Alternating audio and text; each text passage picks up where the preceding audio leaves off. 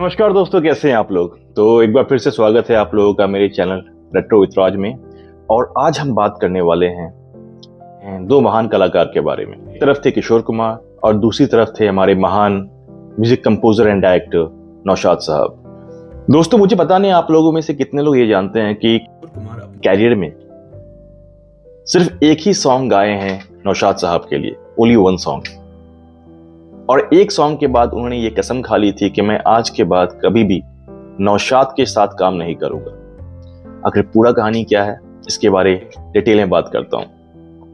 दरअसल दोस्तों, ये तो आप सभी लोग जानते हैं कि हर एक म्यूजिक कंपोजर और एक सिंगर्स के बीच में एक कोऑर्डिनेशन होता है, एक जुगलबंदी होता है। और इसी वजह से सिंगर्स और म्यूजिक कंपोजर में एक होता है कि एक फर्स्ट चॉइस हो जाता है या फर्स्ट प्रायोरिटी हो जाता है। उनके दिमाग में ये बैठ जाता है कि ठीक है, ये उनका रैपो भी अच्छा होता है, साथ में बैठते हैं, काम करते हैं।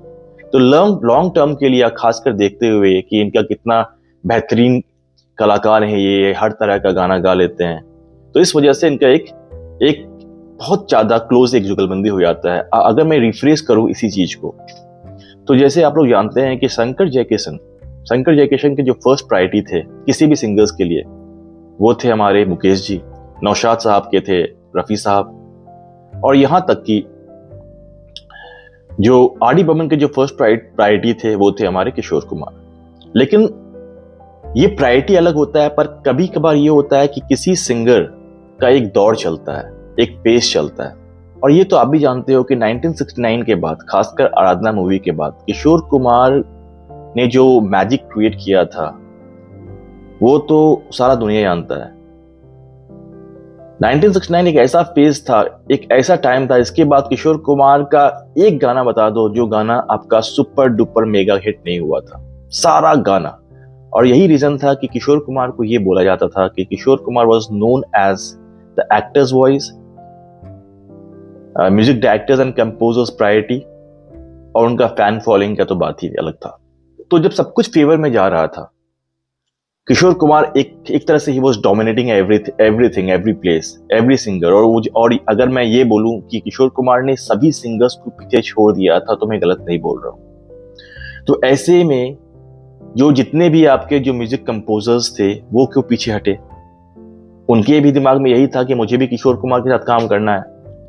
तो इसी बीच 1975 का मैं आपसे एक स्टोरी शेयर कर रहा हूं। सुब्बा राव, एक जो निर्माता हुआ करते थे उस समय, वो एक मूवी बना रहे थे जिस मूवी का नाम था सुनहरे संसार।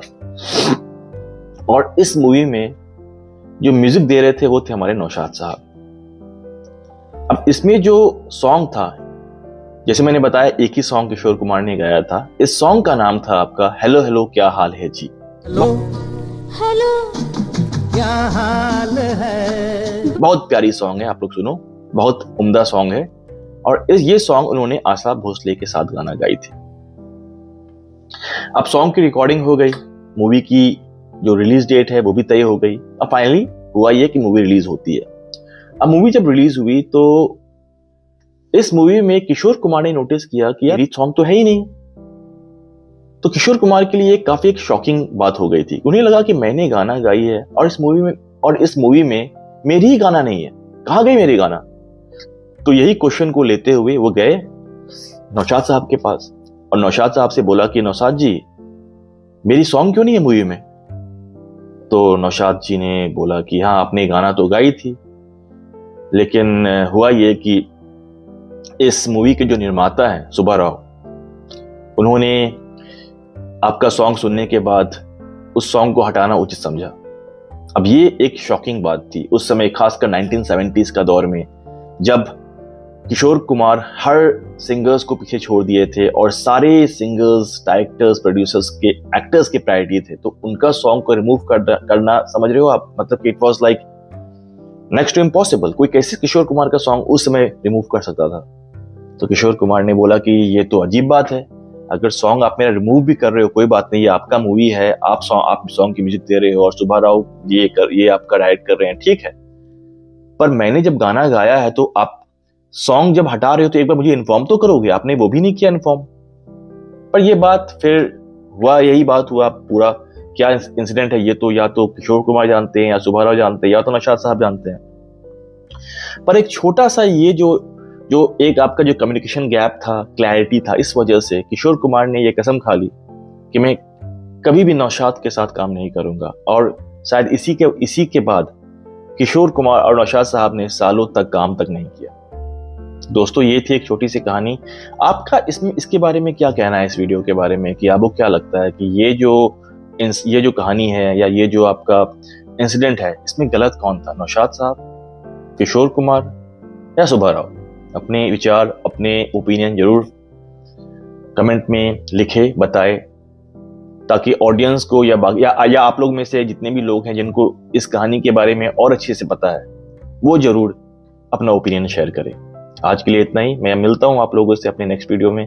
अभी के लिए इतना ही। Thank you so much for your time.